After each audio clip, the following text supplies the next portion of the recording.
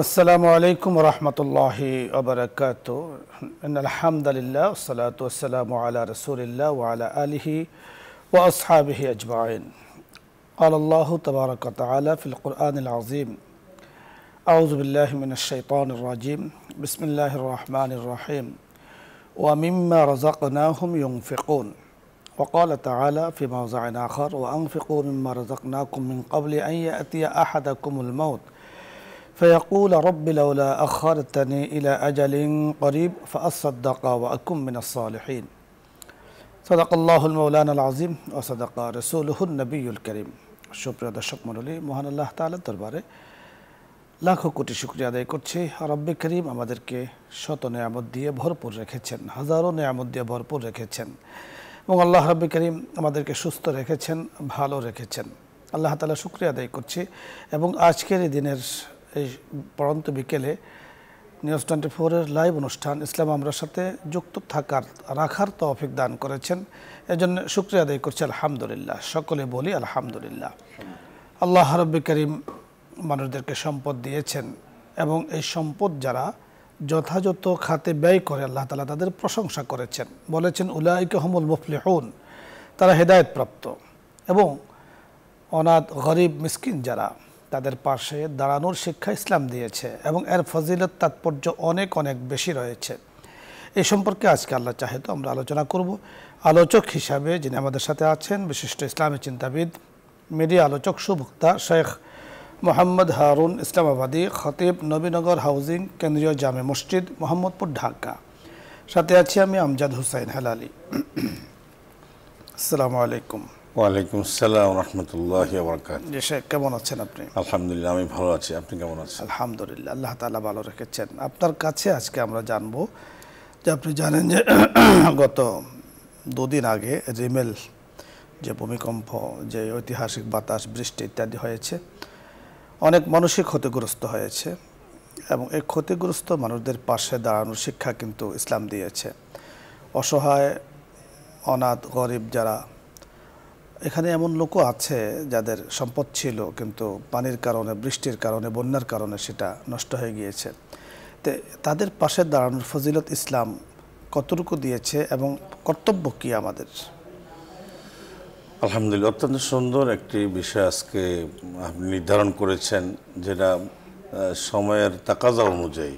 তো এই বিষয়ে পবিত্র কোরআনুল কারীমে আল্লাহ সুবহানাহু ওয়া তাআলা অগণিত অসংখ্য আয়াতের মধ্যে ব্যক্ত করেছেন। তার মধ্যে থেকে আমি পবিত্র কোরআনুল কারীমের সূরা মুনাফিকুনের শেষ আয়াতের পূর্বের আয়াতটি আমি তেলাওয়াত করে বলতে চাচ্ছি। বিসমিল্লাহির রহমানির রহিম। وأنفقوا مما رزقناكم من قبل أن يأتي أحدكم الموت فيقول رب لولا أخرتني إلى أجل قريب فأصدق وأكن من الصالحين। তো এই আয়াতে কারিমা ইলা আখির আয়াত আল্লাহ সুবহানাহু ওয়া তাআলা বলছেন, আমি তোমাদেরকে যে সম্পদ দিয়েছি, এই সম্পদ তোমরা আমার পথে খরচ করো। আমার দেয়া সম্পদ আমার পথে খরচ করো। তো কবে আইয়াতিয়া আহাদাকুমুল মাউত, যে তোমাদের মৃত্যু আসার আগে আগে, যখন তোমাদের মৃত্যু কাছে এসে যাবে, তোমরা নয় নমুনা দেখতে পাচ্ছ, আলামতে বোঝা যাচ্ছে যে তোমার বিদায়ের সময় হয়ে গেছে। তো ওই মুহূর্তে বান্দারা আল্লাহর কাছে যে আবেদনটি করছে, তো ওই সময় তো আল্লাহ তাআলা আবেদন কবুল করেন না। আল্লাহ তাআলা বলেন ওয়ালা ইউআখিরুল্লাহু নাফসান ইযা জাআ আজালুহা, আল্লাহ তাআলা যখন নির্দিষ্ট সময় হয়ে যাবে তখন কাউকে সুযোগ দিবে না। তো এবং অন্য আরেক আয়াতে আল্লাহ সুবহানাহু ওয়া তাআলা বলেন ইয়া আইয়ুহাল্লাযীনা আমানু আনফিকু মিম্মা রাযাকনাকুম মিন ক্বাবলি আন ইয়াতিয়া ইয়াউমুন লা বাইউন ফীহি ওয়ালা খুল্লাতুন ওয়া শাফাআহ। ওই আয়াতের মফহুম তাই, তোমরা ওই দিন আসার আগে, যেদিন কোনো বন্ধু থাকবে না, তোমাদের কোনো সহকর্মী থাকবে না, অর্থাৎ মৃত্যু আসার আগে আগে তোমরা আমার দেওয়া সম্পদ থেকে আমার পথে কিছু খরচ করো। তো এই পর্যায়ে কোরআনুল কারীমে অনেক আয়াতে আছে এবং হাদিসের মধ্যে এটা বিশাল আলোচনা হয়েছে, যারা দান করবে আল্লাহর পথে অসহায় মানুষকে। আসলে আজকে আমাদের সাবজেক্টটা অসহায় বলতে অনেক রকম অসহায় হতে পারে। পথের ভিখারি, সে অসহায়, এরকমভাবে খাবার পাচ্ছে না, সে অসহায়, ওষুধের অভাবে ট্রিটমেন্ট করাতে পারছে না, সেও অসহায়। বিশেষভাবে আমরা দেখছি গত 2 দিন আগে যে রেমাল নামক যে ঘূর্ণিঝড়, যে তার যে অবস্থা, তার যে তাণ্ডব, তার যে লীলা চলছে, আমাদের বাংলাদেশে পত্রিকার রিপোর্ট অনুযায়ী 14 জনের রিপোর্ট ইনকিলাব পত্রিকায় আসছে, 14 জন মারা গিয়েছে। এবং মায়ানমারের আশেপাশে অন্য জায়গায় আমাদের বাংলাদেশে বিশেষ করে চট্টগ্রাম এবং পটুয়াখালী এবং যে নদীমাতৃক যে সমস্ত এলাকাগুলো, বরিশালের বিভিন্ন এলাকায় অনেক হাজার হাজার মানুষ ভূমিহীন হয়ে গেছে। হাজার বিশেষ করে ভোলা চর পেছনে একেবারে বেশি সাগর পাড়ে। তো এই যে মানুষগুলো আজকে তারা একেবারে অসহায় হয়ে গেল, তারা নিঃস্ব হয়ে গেল। তারা ছিল পাঁচতলায়, এখন তারা বসে গেল গাছতলায়। তারা তাদের পশু গবাদি, তাদের ক্ষেত খামার, জীবনের সবটুকু সম্বল তাদের এরকম এই তাণ্ডবে রেমাল শেষ হয়ে গেছে। তো এই পর্যায়ে আমরা যারা ভালো আছি, আল্লাহ তাআলা আমাদের যাদেরকে সুস্থ রেখেছেন, আমরা যারা একটু স্বাবলম্বী আছি, আমাদের যার যার তৌফিক অনুযায়ী, সাধ্য অনুযায়ী আমরা তাদের পাশে দাঁড়ানো, এটা আমাদের ঈমানি দায়িত্ব এবং মুসলমান মানবতার হিসেবে আমাদের কিংকর্তব্য বিমূঢ়। যেহেতু আমরা যারা ভালো আছি, যদি আমরা তাদের পাশে না দাঁড়াই, তো তাহলে আল্লাহ না করুক আমাদের যখন এরকম কখনো বালা মুসিবত আসবে, আমাদের উপরে যখন বিপদ আসবে, তখন আমাদের পাশে কেউ দাঁড়াবে না। এবং অন্য আয়াতে আল্লাহ সুবহানাহু ওয়া তাআলা বলছেন, ওয়া তাআওয়ানু আলাল বিররি ওয়াত তাকওয়া ওয়ালা তাআওয়ানু আলাল ইসমি ওয়াল উদওয়ান। তোমরা সৎ কাজ, ভালো কাজ, এই কাজটা তো ভালো কাজ।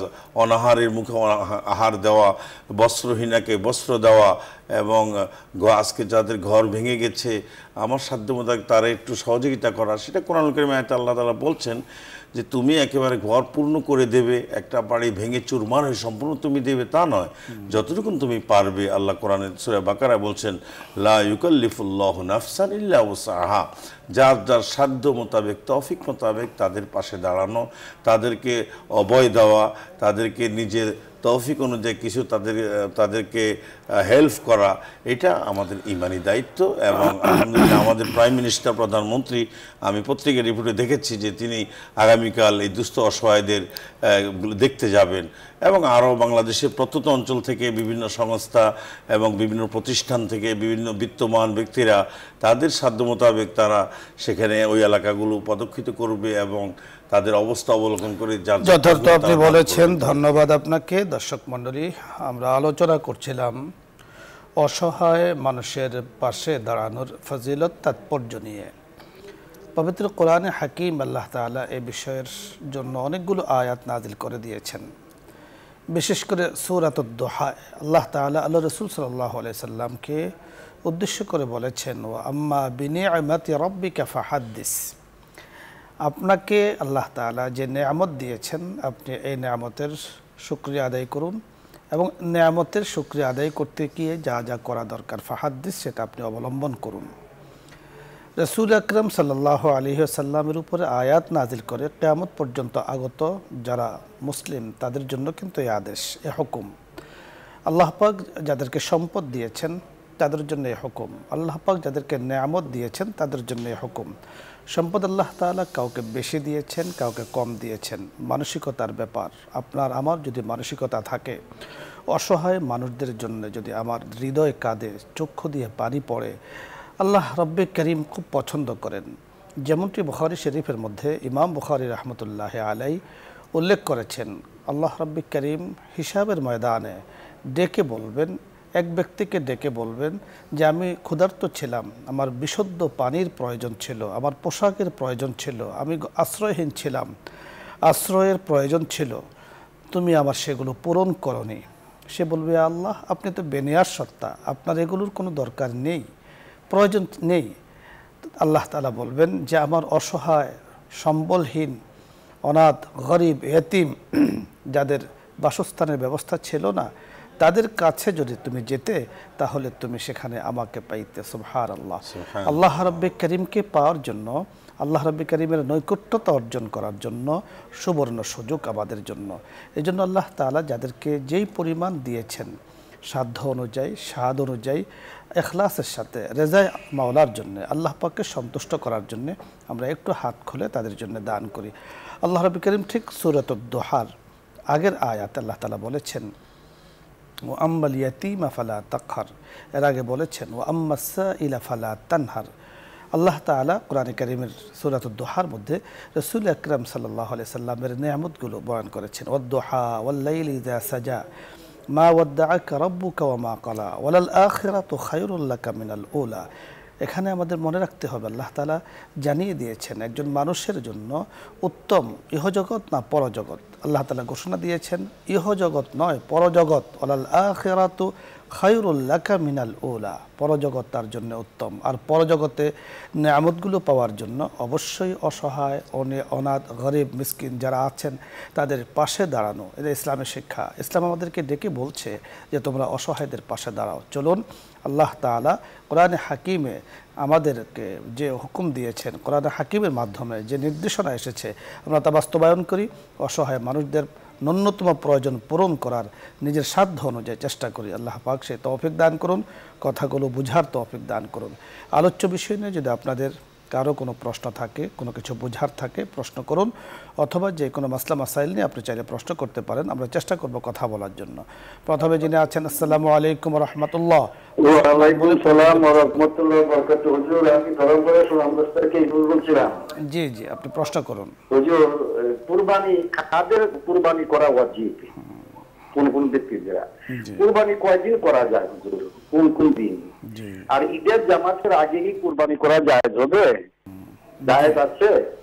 জি, ধন্যবাদ আপনাকে ইউনুস ভাই। 3টি প্রশ্ন করেছেন, আমরা এক এক করে কথা বলছি এই সময়ের জন্য, খুবই গুরুত্বপূর্ণ প্রশ্ন। জি মোহতারাম, বুঝতে পেরেছেন কোরবানি কাদের উপরে ওয়াজিব? কোরবানি ওয়াজিব যারা কোরবানির যে দিনগুলো রয়েছে, অর্থাৎ 10 তারিখ, 11 তারিখ, 12 তারিখ, 13 তারিখ, এই দিনগুলোর মধ্যে যে কোনো ব্যক্তি সাহেব নেশাব হবে। যে সাহেব নেশাব বলতে বোঝায় এতটুকুন, যার ঘরে 7.5 তোলা স্বর্ণ অথবা 52.5 তোলা রৌপ্য অথবা তৎপরিমাণ স্বর্ণ তার ঘরে ওই মুহূর্তে আছে এবং সেটা তার হাওয়ায় যে আসলিয়াত থেকে বাহিরে, তাহলে সেই ব্যক্তির উপরে কোরবানি করা ওয়াজিব। তবে যাকাতের ক্ষেত্রে মাসালা হলো এটা হাউলানে হাউল লাগে, আর কোরবানির সময় ওই মুহূর্তে যদি হয় তখনই তার উপর ওয়াজিব। এবং রাসূল করিম সাল্লাল্লাহু আলাইহি ওয়াসাল্লাম বলছেন, মোটামুটি আছে কিছু শর্ট আছে, নবীজি বলছে কমপক্ষে এত ফজিলতপূর্ণ কাজ এটি প্রয়োজনে তুমি ঋণ করে হলেও কোরবানি করো, তারপরও এটা ছাড়বে না, কারণ জন্তুর পশমে পশমে যেখানে তোমার সব। আপনি যথার্থ বলেছেন। কোরবানি কাদের উপর ওয়াজিব? ইউনুস ভাই আপনি বুঝতে পেরেছেন, আমাদের দর্শক যারা আছেন তারাও বুঝতে পেরেছেন যে যারা 3 দিন নেশাব পরিমাণ সম্পদের মালিক। নেশাব পরিমাণ বলতে শাইখ যেটা বোঝাতে চেয়েছেন তা হলো যে আপনার কাছে এই পরিমাণ, অর্থাৎ 85 থেকে 90 হাজার টাকা, যেটা আপনার প্রয়োজনের বাহিরে আপনার কাছে ক্যাশ থাকুক অথবা ব্যাংকে থাকুক অথবা যার কাছে থাকুক, যদি এই পরিমাণ সম্পদের আপনি মালিক হন তাহলে আপনার উপরে কোরবানি ওয়াজিব। স্বর্ণের নেশাব যদি ধরা হয় তাহলে এর পরিমাণ কিন্তু অনেক বেড়ে যায়। পরবর্তীতে বলা হয়েছে, ফোকাহে কেরাম যে বিষয়টি খুব গুরুত্বের সাথে বলেছেন, আনফা আলিল ফোকারা, এই ক্ষেত্রে রূপার নেশাব ধরার কথা বলা হয়েছে। রূপার নেশাব ধরলে দেখা যায় অনেকের উপরে কিন্তু কোরবানি ওয়াজিব। তো সেক্ষেত্রে যাকাত আর কোরবানির মধ্যে পার্থক্য এখানে, যাকাতের জন্য বছর পূরণ হওয়া জরুরি এবং নেশাব পরিমাণ হওয়া জরুরি, সারা বছর তার কাছে অর্থ থাকতে হবে। আর কোরবানি ওয়াজিব হলে 3 দিন এই পরিমাণ সম্পদের মালিক থাকলে তার উপরে কোরবানি ওয়াজিব। আপনি জানতে চেয়েছেন কোরবানি কয়দিন? কোরবানি 3 দিন। কোরবানি 3 দিন। 3 দিন বলতে 10 তারিখ, 11 তারিখ, 12 তারিখ। 12 তারিখ সূর্য ডুবার আগ পর্যন্ত কোরবানি করা যাবে, এর আগে কোরবানি করা উচিত নয়। তবে রাতে কোরবানির ব্যাপারে কেউ কেউ নিরুৎসাহিত করেছেন, করা যায় যাচ্ছে, নিরুৎসাহিত করেছেন। রাত্রে মানে এই 3 দিনের যে রাত্রগুলো আছে। আপনি জানতে চেয়েছেন ঈদের আগে, অর্থাৎ কোরবানির ঈদের আগে কোরবানি করা যাবে কিনা।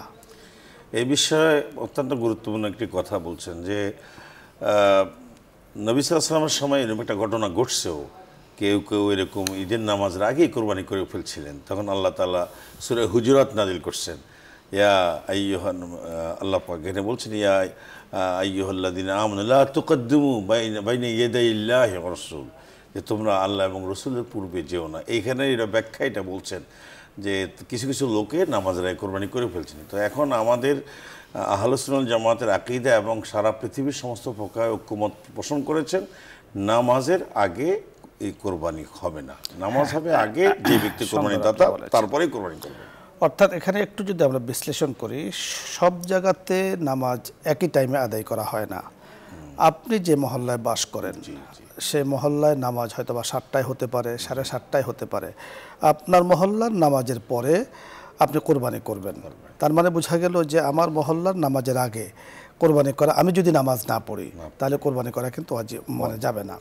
আরেকটি বিষয় হলো, আপনি যদি অন্য এলাকার থেকে অন্য মসজিদে, পাশের মসজিদে নামাজ আগে দিয়েছে, সেখানে আপনি নামাজ পড়েছেন, পরে আপনি মহল্লায় চলে এসেছেন, সেক্ষেত্রে আপনি কোরবানি, এক কথাই হলো যে নামাজ কোরবানি দাতার জন্য নামাজ পড়তে হবে, ঈদের নামাজ পড়া জরুরি।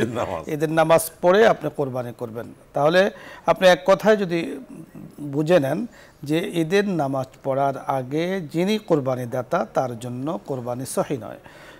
অক্ত আসার আগে যেমন নামাজ পড়া সহি নয়, ঠিক কোরবানির যিনি কোরবানি দাতা সেই নামাজ পড়ার আগে তার জন্য কোরবানি করাটা সহি নয়।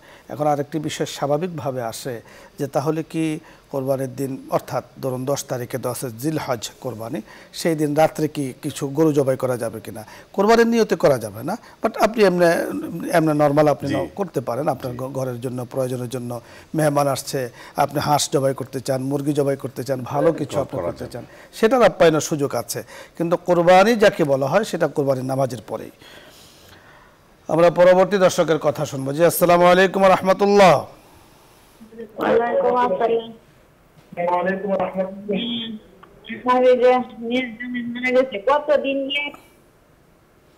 আপনি প্রশ্ন করুন। আরেকটা প্রশ্ন আছে, বলুন। যে আমার আবার ইয়া করা লাগে, একটা হাতে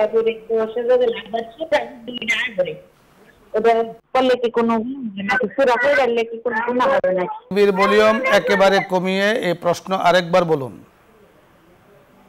হ্যালো, আপনি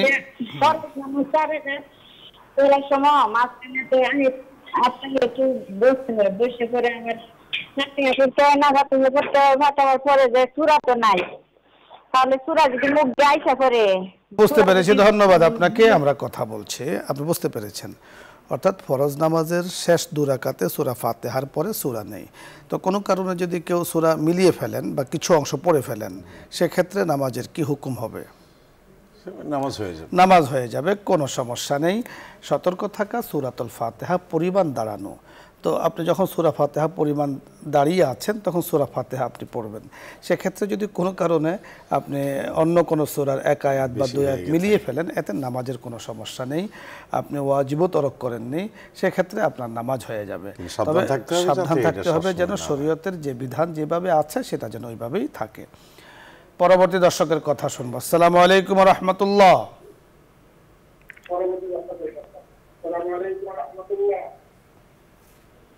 ওয়ালাইকুম আসসালাম ওয়া রাহমাতুল্লাহ। হুজুর, আরেকটা প্রশ্ন। বলুন। প্রশ্নটা হলো, মেয়েদের কি ঈদের 2 রাকাত নামাজ পড়তে হয়? আসসালামু আলাইকুম। ওয়ালাইকুম আসসালাম ওয়া রাহমাতুল্লাহ। ধন্যবাদ আপনাকে, আমরা বুঝতে পেরেছি। আপনি শুনতে থাকুন, আমরা কথা বলছি। হ্যাঁ, এখন যে প্রশ্নটা আপনি উনি জানতে চেয়েছেন সেটি হচ্ছে, মেয়েদের উপর ঈদের নামাজ ওয়াজিব নয়, মেয়েদের উপরে, মহিলাদের উপর ঈদের নামাজ ওয়াজিব নয়। এখন যদি কোনো মেয়েরা তথাপিও পড়তে চায়, তো ঈদের নামাজ হিসাবে যে রাসূল সাল্লাল্লাহু আলাইহি ওয়াসাল্লাম যে তরতিব বাতাইছেন সেভাবে আপনি যথার্থ বলেছেন, ওয়াজিব নয় এই বিষয়টি বাস্তব। পুরুষদের জন্য ঈদের নামাজ ময়দানে গিয়ে পড়াটা, এটা ময়দান পড়া হলো মুস্তাহাব, ঈদের নামাজ পড়া হলো ওয়াজিব, দুটো বিষয়।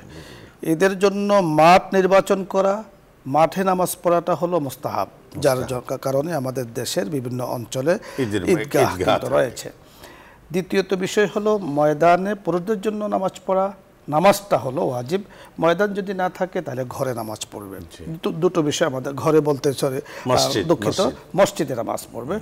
তাহলে দুটো বিষয় পরিষ্কার হলো যে ঈদের নামাজ পুরুষদের জন্য ময়দানে পড়া মুস্তাহাব, আর মসজিদে যদি ব্যবস্থা না থাকে মসজিদে পড়া ওয়াজিব, বাট পড়তে হবে 2 রাকাত নামাজ।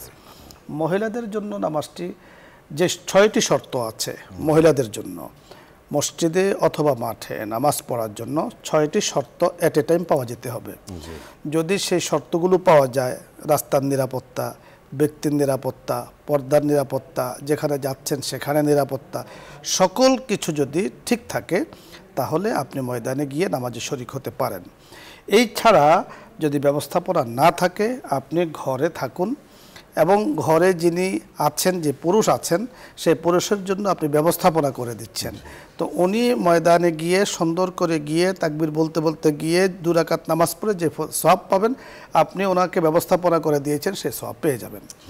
হযরত হুসাইন মোহাম্মদ মাদানী রহমতুল্লাহ আলাইহি বড় চমৎকার একটি বিষয় বলেছেন মা বোনদের জন্য, যে তাদের জন্য যে ঈদের নামাজ যেহেতু তাদের উপরে নেই, ঠিক ওই সময় তারা যদি ঘরে 2 রাকাত নফল নামাজ পড়ে, ধরুন যাদের ঘরে পুরুষ আছে তাদের জন্য ব্যবস্থা করে দিলেন, যাদের ঘরে পুরুষ নেই তাদের তো সেই ব্যবস্থা করার সুযোগ নেই, তো সেক্ষেত্রে ওনারা ফজিলত কীভাবে পাবেন? যে ওনারা 2 রাকাত নফল নামাজ পড়লে একই সওয়াব পেয়ে যাবেন। আমরা এই আমলগুলো করতে পারি। ধন্যবাদ। পরবর্তী দর্শকের কথা আমরা শুনবো। যে আসসালামু আলাইকুম ওয়া রাহমাতুল্লাহ। আসসালামু আলাইকুম। ওয়া আলাইকুম আসসালাম। জি, আর কি প্রশ্ন? আমি সেটা জমিন একজনের কাছে দিতে, সে 1 লাখ টাকা আনছে।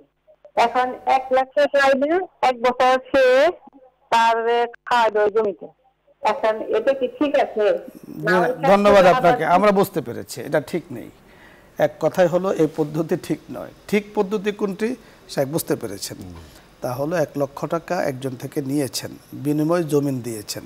উনি 1 বছর ভোগ করবেন জমিন, 1 বছর পরে 1 লক্ষ টাকা ফেরত পাবেন, এ নিয়ে জমিন ফেরত দিবেন। তাহলে এই যে টাকায় ঠিক, জমিন ঠিক, ওই মানফাআতটা এটা সুদ। অর্থাৎ রেহেনের মধ্যে এই ধরনের, রেহেন বলতে বন্ধক বলা হয় আমাদের দেশে, বন্ধকি সম্পদ থেকে কোনো উপকার হাসিল করা, অর্জন করা, এটা শরীয়তের দৃষ্টিতে জায়েজ নেই। এখন তাহলে আমাদের দেশে তো এই ধরনের পদ্ধতি, এই ধরনের প্রথা কিন্তু চলছে। তো পদ্ধতি কি? যে বন্ধক শব্দটা উল্লেখ থাকবে না, সেখানে উল্লেখ থাকবে হলো যে আপনার জমিনকে আপনি ভাড়া দিয়েছেন ওনার কাছে, তো বিনিময়ে আপনি 1 লক্ষ টাকা অ্যাডভান্স নিয়েছেন। তাহলে ভাড়া পদ্ধতি জায়েজ আছে, 1 লক্ষ টাকা অ্যাডভান্স নিয়েছেন, সেটাও ঠিক আছে। এখন আপনি ভাড়া দিয়েছেন, তাহলে প্রত্যেক মাসে কি করবেন? প্রত্যেক মাসে 2 জনে আলোচনা করে একটা ভাড়া ঠিক করে নেবেন। জমিন যেহেতু আপনার, আপনি বেশি ভাড়াও ধরতে পারেন, কম ভাড়াও ধরতে পারেন। তো ধরে 2 জনে আলোচনা করে যে প্রতি মাসে আপনি আমাকে 1000 টাকা করে ভাড়া দেবেন। এই ভাড়ার টাকাটা 1 লক্ষ টাকাও কাটা যেতে পারে, অথবা তিনি ক্যাশও আপনাকে দিয়ে দিতে পারে। 1 বছর পরে তাহলে বছরে যদি 1000 ধরা হয়, 12,000 টাকা আপনার মূলধন থেকে কাটতে যাবে, অথবা প্রতি মাসে উনি আপনাকে 1000 টাকা করবেন। উনি এখন আপনার জমিন ভোগ করতে পারবেন। এখন জমিনে উনি চাষ করুন না করুন সেটা ওনার ব্যাপার, কিন্তু আপনি ভাড়া নিয়মিতই পেয়ে যাবেন। এই সুরতটা হলো জায়েজ। আর আপনি যে সুরত বলেছেন এটা শরীয়তের দৃষ্টিতে অনুমতি নেই, এখানে সুদের অবকাশ রয়েছে। ধন্যবাদ। পরবর্তী দর্শকের কথা আমরা শুনবো। জি আসসালামু আলাইকুম ওয়া রাহমাতুল্লাহ।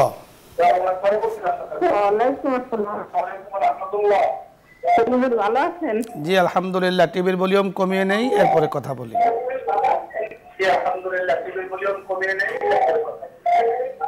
বলতে চাচ্ছি কি, কুরবানির চাঁদ উঠলে যারা কুরবানি দেয় তাদের নাকি নামাজ পড়তে, মানে রোজা থাকতে হয়, আর নাকি দাড়ি চুল কাটা যায় না, এটা কতটুকু ঠিক? আমরা বুঝতে পেরেছি, ধন্যবাদ আপনাকে। আমরা কথা বলছি, আপনি টিভির ভলিউম বন্ধ করে দিন আর কথাগুলো শুনতে থাকুন। তো তিনি যেটা জানতে চেয়েছেন যে নবী করিম সাল্লাল্লাহু আলাইহি ওয়াসাল্লাম যখন কোরবানির ফজিলত বয়ান করছেন, এত ফজিলত, এত লাভ, তো তখন একজন গরিব মহিলা নবী সাল্লাল্লাহু আলাইহি ওয়াসাল্লামকে বললেন যে ইয়া রাসূলুল্লাহ, আমাকে একজন একটা উটনি দিয়েছে তার দুধ পান করার জন্যে, এখন কি আমি এটি কোরবানি করতে পারবো কিনা? তখন নবী করিম সাল্লাল্লাহু আলাইহি ওয়াসাল্লাম বললেন যে না, কোরবানি করার জন্য তো মালিকানা শর্ত, তুমি তো এটা মালিকানা না, তোমাকে দুধ উপকৃত হইতে দিয়েছে। তবে কোরবানি যারা দাতা এবং হুজ্জাজে কেরাম, তারা জিলহজ মাসের চাঁদ উঠার পর থেকে নিয়ে ঈদের নামাজের আগ পর্যন্ত তারা নখ এবং চুল এবং জেরে নাফ, জেরে বগল, যা যা কর্তনের আছে, এগুলো হুজ্জাজে কেরামও করবে না, কোরবানি দাতারাও করবে না, মুস্তাহাব। তো তুমি যদি এই আমলটুকু পালন করো, আল্লাহ সুবহানাহু ওয়া তাআলা তোমাকে কোরবানি না দিতে পারলেও কোরবানি দাতাদের সমরিয়ন সব পেয়ে যাবে। যথার্থ আপনি বলেছেন। প্রশ্ন যিনি করেছেন, আপনার প্রশ্নের উত্তরটি আমরা আরও পরিষ্কার করে বলছি। আপনি যা জানতে চেয়েছেন যে কোরবানি দাতার জন্য চাঁদ দেখা গেলে যে কথাগুলো বলা হয়েছে এগুলোকে বলা হয় শায়ের ইব্রাহিমী, অর্থাৎ ইব্রাহিম আলাইহিসসালামের সুন্নাহ। এগুলো আমাদের জন্য সেগুলো রয়ে গিয়েছে, এগুলো করা যাবে কিনা। তো এই ক্ষেত্রে কোরবানি দাতা মুফতিয়ানে কেরামের দুটো মত পাওয়া যায়, সম্পূর্ণ দুটো মত পাওয়া যায়। একটি হলো যে এই কাজটি শুধু কোরবানি দাতারা করবেন, অর্থাৎ ওনারা যেগুলো প্রাকৃতিক মানবীয় যে বিষয়গুলো আছে এগুলোকে কর্তন করবে না, অর্থাৎ চুল কাটবে না, এবড়ো থেবড়ো থাকবে, তারপরে মোষ কাটবে না, হাতের নখ কাটবে না। দাড়ির ব্যাপারে নয়, দাড়ি কাটার জন্য নয়, দাড়ি রাখার জন্য, দাড়ি রাখার জন্য, দাড়িকে শেভ করার জন্য না। এই বিষয়টি পরিষ্কারভাবে বুঝতে হবে। তো এই কাজগুলো না করলে হবে কি, উনি যেন হুজ্জাজে কেরাম যারা আছেন, যারা হজে গিয়েছেন, তাদের একটা সুরতান অনুসরণ তিনি করলেন। এবং কোরবানি আপনি দিচ্ছেন তারও, কোরবানি দাতা যারা তারা তো এই কাজ করবেন, আর যারা করবেন না তাদের জন্য এই কাজ, তো তারা কোরবানি দাতাদের অনুসরণ করলেন। তাহলে বোঝা গেল কোরবানি দাতা যারা তারাও এগুলো, এই মাসআলাটি রক্ষা করবেন, এই বিষয়গুলোর প্রতি খেয়াল রাখবেন। কোরবানি দাতা নয় তারাও এই বিষয়গুলোর প্রতি খেয়াল রাখবেন। শুধু কোরবানি দাতার জন্য এই শরীয়ত নয়, সকলের জন্য। এখন আরেকটি বিষয় আমাদের খুব খেয়াল করতে হবে। আপনি আরেকটি প্রশ্ন করেছেন যে রোজা রাখা নাকি জরুরি না, জরুরি নয়। শরীয়তের যে বিধান যেভাবে এসেছে সেটা আমাদের জানতে হবে। জিলহজের 1 তারিখ থেকে নিয়ে 9 তারিখ পর্যন্ত রোজা রাখাটা মুস্তাহাব, ভালো। এবং ইয়ৌমুল আরাফার দিন রোজা রাখাটা মুস্তাহাব, আলাদা ফজিলতের কথা এসেছে। কিন্তু এই মুস্তাহাবটাকে যদি কেউ ফরজ মনে করে তাহলে কিন্তু শরীয়তকে আপনি উল্টা বুঝেছেন, এটা বুঝতে হবে। শরীয়ত যেভাবে এসেছে সেটা বলতে হবে। কারণ মাহে রমজানের রোজা ছাড়া আর কাফারা অথবা মান্নত বা কাজা রোজা এগুলো ছাড়া সকল রোজা নফল। ঠিক জিলহজের এই 9 দিন রোজা রাখাটাও নফল। আপনি রোজা রাখেন, খুব ভালো। যদি আপনি 9টি রাখতে না পারেন, 4টি রাখেন, 1টি রাখেন, 2টো রাখেন, ভালো। রোজা রাখাটা কিন্তু ফরজ নয়। নফলকে ফরজ মনে করার কোনো গুঞ্জাইশ নেই, কোনো সুযোগ নেই। আশা করছি আপনি বুঝতে পেরেছেন। কাটবেন কখন? বলে কাটবেন যিনি কোরবানি দাতা এবং যিনি কোরবানি দেন নেই, ঠিক তা সকলের জন্যই। কোরবানির দিন কোরবানি করার পরে, এরপরে নামাজ পড়েছেন, কোরবানি করেছেন, এরপরে আপনি চাইলে এগুলোকে পরিষ্কার পরিচ্ছন্ন করে আপনি ঠিকভাবে চলতে পারেন, কোনো সমস্যা নেই।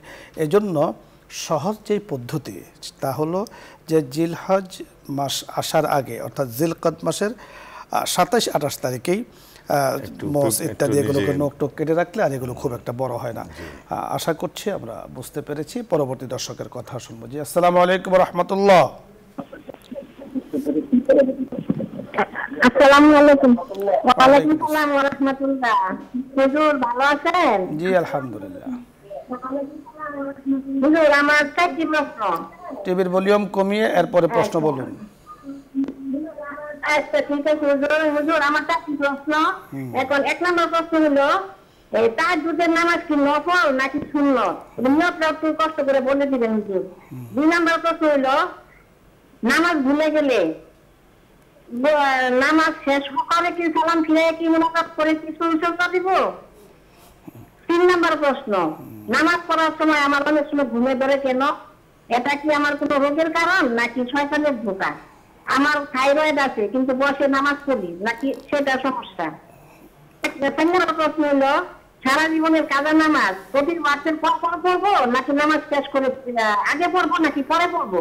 আমরা বুঝতে পেরেছি। আপনাকে ধন্যবাদ। 4টি প্রশ্ন করেছেন, খুবই গুরুত্বপূর্ণ নামাজি ব্যক্তিদের জন্য। প্রথম যে প্রশ্নটি বলেছেন, তাহাজ্জুদের নামাজ সুন্নত না নফল? তাহাজ্জুদের নামাজ নফল। সুন্নতে জায়েদা বলে, সুন্নতে জায়েদা বলে। বাকি সাধারণ মানুষকে, যারা আম মানুষ, তারা সুন্নত বলে এটা গুরুত্ব বেশি মনে করে, নফল বলে একটু হালকা মনে করে। কিন্তু ওলামায়ে কেরাম বা যারা সমজদার তারা বুঝে যে এটা নফল তথা সুন্নতে জায়েদা। নফলের মধ্যে আফজল, আফজল। কারণ সুন্নতে মুআক্কাদা যেটা, সেটা তরক করলে গুনাহ হয়, আর সুন্নতে জায়েদা তরক করলে গুনাহ হয় না, তবে ফজিলত অনেক। আপনি যথার্থ বলেছেন। নিয়ত, আপনি নফল নামাজ পড়ার জন্য, তাহাজ্জুদ পড়ার জন্য উঠেছেন, নামাজ আদায় করছেন এটাই নিয়ত হয়ে গিয়েছে। নিয়তের সম্পর্ক কলবের সাথে, মুখে উচ্চারণ করা খুব একটা জরুরি নয়, তবে করলে ভালো। সাহু সিজদা আপনি কখন দেবেন? সেজদা সাহুটা এটা হচ্ছে নামাজের যে সমস্ত ওয়াজিবাত আছে, নামাজ পড়ার ভিতরে যদি কোনো ওয়াজিব ভুলবশত ছুটে যায় তখন সে সেজদা সাহুটা সবার শেষে। তো এখন যেমন এটা একটা সুরতি মাসালা এরকম হতে পারে যে একটা মানুষ ভিতরের নামাজ পড়তেছিল, তো এখন সে ভিতরের নামাজের মধ্যে সে দোয়া কুনুতটা পড়তে ভুলে গিয়েছে, অথবা সে মাঝখানে 2 রাকাত পড়ে বসতে হয়, এই বসাটাও সে ভুলে গেছে, তাহলে তার অ্যাট এ টাইম 2টা ওয়াজিব ছুটে গেছে। এখন 2টা ছুটুক আর একটা ছুটুক, ভুলবশত ওয়াজিব তরক হলে যে শেষ বৈঠকে গিয়ে তিনি তাশাহুদ পড়বেন, আত্তাহিয়াতু পড়বেন, আত্তাহিয়াতু পড়ে ডান দিকে একটি সালাম ফিরাবেন, আসসালামু আলাইকুম ওয়া রাহমাতুল্লাহ সালাম ফিরাবেন। তারপরে পুনরায় তিনি 2টি সিজদা দিবেন। 2টি সিজদা দেওয়ার পরে আবার তিনি তাশাহুদ আত্তাহিয়াতু পড়বেন এবং দুরূদ শরীফ পড়বেন, দোয়া মাসুরা পড়বেন, সালাম ফিরাবেন, নামাজ কমপ্লিট হবে। হ্যাঁ, আপনি যে বিষয়টি বলেছেন, যিনি প্রশ্নকারিনী, যে আমি সালাম ফিরিয়ে মোনাজাত করে পরে সাহু সিজদা দিব, না, এটা সম্পূর্ণ ভুল পদ্ধতি। এর দ্বারা নামাজ কিন্তু নষ্ট হয়ে যাবে। খুব সাবধান।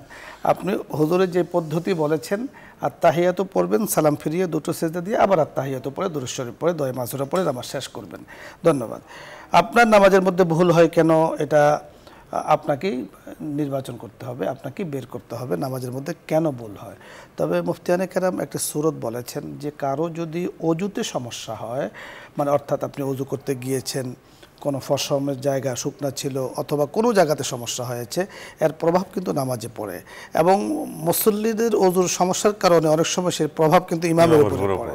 তো এই জন্য আপনি ভালোভাবে অজু করুন এবং খুব ধ্যান ও খেয়ালের সাথে নামাজ পড়ুন। আশা করছি ভুলের পরিমাণ কমে যাবে। সারা জীবনের কাজা নামাজ কখন কিভাবে আদায় করবেন, এই বিষয়ে বিশ্ববিখ্যাত বুজুর্গ আল্লামা শাহ আশরাফ আলী থানভী রহমতুল্লাহি আলাই তিনি একটা নিয়ম লিখেছেন, আরও অনেক ফুকাহা কিরাম বিভিন্ন পদ্ধতি বলেছেন। তো কাজা নামাজের জন্য নির্দিষ্ট কোনো ওয়াক্ত নেই, তবে শুধুমাত্র যে আওকাতগুলো, ওয়াক্তগুলো যেগুলো নামাজ পড়া নিষিদ্ধ, সেই ওয়াক্ত ছাড়া যেই কোনো সময় অতি জীবনের কাজা নামাজ, যা উমরি কাজা বলা হয়, সেটা পড়তে পারবে, এবং সেটা দিনে হোক রাতে হোক, নামাজের আগে হোক পরে হোক, এইটা নামাজের জন্য কোনো নিষিদ্ধ নাই। তো এখন প্রশ্ন হলো, এটা পড়ার ক্ষেত্রে যদি কেউ হিসাব কিতাব থাকে, যেমন মাসলা আছে যেই ব্যক্তির নিয়মিত নামাজি মানুষ, তিনি সদা নামাজ ঠিকঠাক মতোই পড়ে, তাকে বলা হয় আমাদের ফুকাহা কিরামের ভাষায় সাহেবে তরতিব।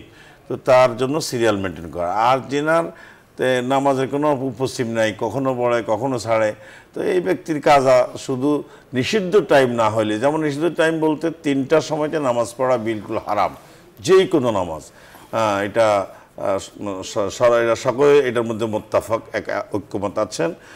সেটি 3টার সময় হচ্ছে তুলুয়ে শামস, গুরুবে শামস, ইস্তাওয়া শামস, অর্থাৎ সূর্য উঠতেছে মাত্র, এই সময় সূর্য একেবারে বরাবর ডাইনেও যায়নি বামেও যায়নি, সূর্য এখনই গর্বে যাচ্ছে। তবে হ্যাঁ, ইল্লা আসরাইয়ামিহি, যিনি এখন যিনি আসর এখন পড়েন, তার জন্য ওই মুহূর্তে। আপনি সুন্দর বলেছেন। কাজা নামাজের জন্য সময় 3 সময় ব্যতিরেকে বাকি যে কোনো সময় আপনি কাজা নামাজ আদায় করতে পারেন। অর্থাৎ আদায় করতে পারেন বলতে, কাজা নামাজ তো আপনাকে আদায় করতে হবে, সময় নির্বাচন আপনি করে নেবেন যে যখন আপনার জন্য সহজ হয় তখনই। যেহেতু নফল নামাজ আপনার জিম্মায় নয়, কাজা নামাজ যেহেতু আপনার জিম্মায় আছে, দায়িত্বে আছে, যত তাড়াতাড়ি পারা যায় তাকে আদায় করা। এই জন্য আমাদের বুজুর্গানে দিন সহজ পদ্ধতি বলেছেন যে আপনার জীবনের কত ওয়াক্ত নামাজ ছুটে গিয়েছে আপনি একটা হিসাব করে নেবেন, যে আমার কথার কথা আমার 10 বছরের নামাজ ছুটে গিয়েছে। তো 10 বছরের নামাজ আপনি 10 বছরকে বাছাই করুন, 10 বছরের কত ওয়াক্ত নামাজ হয় আপনি হিসাব করুন, অত ওয়াক্ত নামাজ দৈনিক আপনি এক ওয়াক্ত করে আদায় করুন, তো শেষ হয়ে গেল। আপনি যখন শুরু করেছেন, যখনই শুরু করবেন, একসাথে একদিনের নামাজ আপনি শেষ করুন, 5 ওয়াক্ত নামাজ শেষ হয়ে গেল। যদি 1000 নামাজ হয় তো 1000 থেকে 5 ওয়াক্ত নামাজ কমে গেল। এরপরে এইভাবে দেখা যাবে যে খুব অল্প সময় কিন্তু শেষ হয়ে যাবে। শর্ত হলো হিসাব করে নিয়মতান্ত্রিকতার সাথে এই কাজটি করতে হবে। মুফতি সাহেব, আপনাকে ধন্যবাদ, সুন্দর আলোচনা। আজকে আপনি আমাদের এখানে এসেছেন এবং দর্শকদেরকে শুনিয়েছেন, জাযাকাল্লাহ। দর্শক মণ্ডলী, অনুষ্ঠানের শেষ পর্যায়ে আমরা আছি। অসহায় মানুষদের পাশে দাঁড়ানোর বিষয়টি নিয়ে আমরা কথা শুরু করেছিলাম। আজকের বিষয় আমাদের এটিই ছিল যে অসহায় সম্বলহীন যারা আছে তাদের কাছে দাঁড়ানো। আপনার কাছে এক কি বলে পানি আছে, এক গ্লাস পানি আছে, আপনি এক ডুব দিয়ে এক কুলি খেয়ে আরেকটা আপনি যদি দান করুন একজন ভাই, উপকার হয়ে গেল। এটা অনেক বড় উপকার। মানুষ মানুষের জন্য, মানুষ মানুষের পাশে দাঁড়াবে এমনটি স্বাভাবিক। আপনার ঘরে 2 লোকমা খাবার আছে, 1 লোকমা খাবার আপনি খেয়ে যদি আরেক লোকমা দান করে দিন আরেকজনকে, তার বিশাল উপকার হয়ে গেল। বিনিময় কি? বিনিময় হলো আল্লাহ তাআলা কোরআনে কারীম বলেছেন ইউদাআফ লাহু আদআফান কাসীরা। যিনি এই কাজটি করবেন তো আল্লাহ তাআলা তাকে 1 লোকমার বিনিময় বহু লোকমা তাকে দান করবেন। 1 কুলি পানি আপনি দান করেছেন, 1 বোতল পানি, আপনি 1 গ্লাস পানি তাকে দিয়েছেন, এর বিনিময়ে আল্লাহ তাআলা বহু পানির ব্যবস্থা করে দিবেন। কারণ আল্লাহ তাআলার খাজানায় তো কমতি নেই, ভান্ডারে কমতি নেই। আল্লাহ তাআলার কাছে আমরা যখন সমর্পিত হব, নিজে সকল কিছুকে অর্পণ করে দিব, আল্লাহ তাআলা এমনভাবে দেবেন যে আমরা কল্পনাও করতে পারবো না। এবং আল্লাহ পাকের দরবারে এত বেশি খাজানা রয়েছে, আমরা হাদিসে পাকে পড়েছি যে কিয়ামতের আগে জমিনের খাজানাগুলো যখন উত্তোলন করবে, আকাশের খাজানাগুলো যখন জমিনে আসবে, তখন যাকাত দেওয়ার মতো, দান করার মতো লোক পাওয়া যাবে না। এত বেশি সম্পদ আল্লাহ তাআলা সকলকে দান করবেন। তো এই জন্য মাওলা পাকের খাজানায় কমতি নেই। চাইতে জানি না, বলতে জানি না, তাই আমরা পাই না। আল্লাহ রাব্বুল কারীম আমাদের সকলকে, যাদের আল্লাহ তাআলা অর্থ দিয়েছেন, সময় দিয়েছেন, সুযোগ দিয়েছেন, অসহায় মানুষদের পাশে দাঁড়ানোর আল্লাহ তাআলা আমাদেরকে সুযোগ করে দিন, এই আশা করছি আল্লাহ তাআলার কাছে। সকলে ভালো থাকুন। যারা অনুষ্ঠান দেখেছেন সকলের জন্য আল্লাহ তাআলার কাছে কল্যাণের কামনা করে আজকের মতো বিদায় নিচ্ছি। আসসালামু আলাইকুম ওয়া রাহমাতুল্লাহি ওয়া বারাকাতুহু। এখন দোয়া হবে, দরুদ ইস্তিগফার পাঠ করি। اللهم صل على محمد وعلى آل محمد كما صليت على إبراهيم وعلى آل إبراهيم إنك حميد مجيد. اللهم بارك على محمد وعلى آل محمد كما باركت على إبراهيم وعلى آل إبراهيم إنك حميد مجيد. أستغفر الله ربي من كل ذنب وأتوب إليه. لا حول ولا قوة إلا بالله العلي العظيم.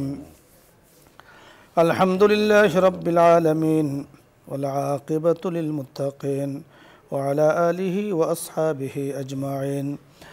ربنا ظلمنا أنفسنا وإن لم تغفر لنا وترحمنا لنكونن من الخاسرين. رب ارحمهما كما ربياني صغيرا. رب ارحمهما كما ربياني صغيرا. يا الله يا كريم يا واسع الفضل اغفر لي. يا رحيم يا كريم يا ستار العيوب يا غفار الذنوب. ইয়া আল্লাহ, আমরা গুনাহগার বান্দারা আপনার শাহী দরবারে হাত তুলেছি। আপনি গুনাহগারদের গুনাহ ক্ষমাকারী মাওলায়ে কারীম, মেহেরবানি করে আমাদের জীবনের সকল গুনাহগুলো আপনি মাফ করে দেন। আমিন। মাওলায়ে কারীম, যারা অনুষ্ঠানের সাথে যুক্ত আছে, ইয়া আল্লাহ, আমরা সব সময় আপনার নিয়ামত চাই। যা দিয়েছেন শুকরিয়া আদায় করি। মাওলায়ে কারীম, আপনার নিয়ামত আমরা সব সময় চাই। মেহেরবানি করে আমাদের শুকরিয়াকে আপনি কবুল মঞ্জুর করে নেন। আমিন। মাওলায়ে কারীম, পবিত্র কোরআনে আমরা দেখেছি শুকরিয়া আদায় করলে, কৃতজ্ঞতা জ্ঞাপন করলে আপনি নিয়ামত বাড়িয়ে দেন। ইয়া আল্লাহ, মেহেরবানি করে আপনার নিয়ামতে খাসা আমাদেরকে দান করেন। মাওলায়ে কারীম, অসহায় মানুষদের বিষয় নিয়ে আজকে আমরা কথা বলেছি। ঘূর্ণিঝড়ের তাণ্ডবে অনেক মানুষ সমস্যায় আছে। ইয়া আল্লাহ, আশ্রয়হীন হয়ে পড়েছে অনেকে, পানিবন্দী হয়ে পড়েছে অনেকে। মাওলায়ে কারীম, বড় কষ্ট আছে গো মাবুদ, মেহেরবানি করে তাদেরকে ধৈর্য ধারণ করার তৌফিক দান করেন। ইয়া আল্লাহ, সম্বলহীনের সম্বলের আপনি ব্যবস্থা করে দেন, আশ্রয়হীনের আশ্রয়ের আপনি ব্যবস্থা করে দেন। ওগো কারীম, ইয়া আল্লাহ, হযরত ইব্রাহিম আলাইহিস সালাতু সালামকে আপনি বহুভাবে পরীক্ষা করেছেন। উনি তো আপনার খলিল ছিলেন। ইয়া আল্লাহ, পরীক্ষাগুলোকে 100% তিনি মাওলায়ে কারীম পরীক্ষা দিয়েছেন, উত্তীর্ণ হয়েছেন, সফলতা লাভ করেছেন। ইয়া আল্লাহ, আমাদের ঈমান তো দুর্বল, আমাদের আমল দুর্বল। মাওলায়ে কারীম, আপনি যদি বড় পরীক্ষা করেন আমরা উত্তীর্ণ হতে পারবো না, আমরা কমজোর। ইয়া আল্লাহ, সব ধরনের পরীক্ষা নিরীক্ষা থেকে ইয়া আল্লাহ আযাব ও গজব থেকে মেহেরবানি করে আমাদের সকলকে আপনি হেফাজত করেন। আমিন। ইয়া আল্লাহ, যারা ইয়া আল্লাহ অসহায় মানুষদের পাশে দাঁড়িয়েছেন, মেহেরবানি করে তাদের জন্য খায়র বারাকাতের ফয়সালা করে দেন। যেখানে বসে কথা বলছে সুন্দর জায়গাকে বসুন্ধরাকে আপনি কবুল মঞ্জুর করে নেন। সম্মানিত চেয়ারম্যান সাহেবের হায়াতকে, পরিবারের সদস্যদের হায়াতকে আল্লাহ বরকতময় করে দেন। তামাম কারে খায়েরগুলো আপনি কবুল মঞ্জুর করে নেন। বর্ধনশীল রিজিকের ব্যবস্থা করে দেন। ইলমে আমলে বরকত দান করেন। আমিন বিহুরমতি সাইয়্যিদিল মুরসালিন। আলহামদুলিল্লাহি রাব্বিল আলামিন।